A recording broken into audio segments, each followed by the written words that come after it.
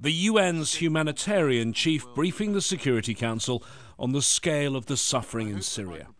Stephen O'Brien is new in his job, but what he had to report was depressingly familiar, a dire situation which is only getting worse. Indiscriminate and disproportionate attacks by all parties to the conflict, including through the use of barrel bombs and other explosive weapons in populated areas, remain by far the primary cause of civilian deaths and injuries.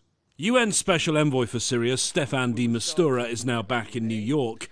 Mr. de Mistura is the third man to take on the task of trying to bring peace to Syria.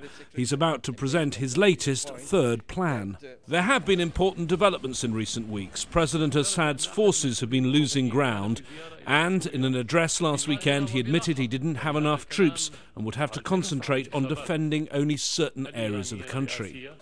The nuclear deal reached with Iran in Vienna earlier this month means there can now be a conversation between Iran, Assad's closest ally, and the US, one of his biggest opponents.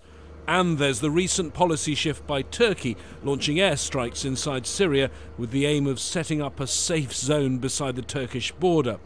The country's deputy ambassador to the UN told me it follows intense negotiations with the US about the fight against ISIL, also known as Daesh. We think that with this new understanding we will be able to deepen our cooperation in our combat with Daesh, and we will strengthen it, and it's going to come to a new dimension. Security Council members say it's the right time for new peace efforts. I hope that there is a window of opportunity. I hope that all countries will come together, including those who've been on opposite sides of this conflict in recent years, and finally seize the moment through a unified position of the international community to get Syria into the transition that it so desperately needs. There have been important developments in recent months and weeks in Syria.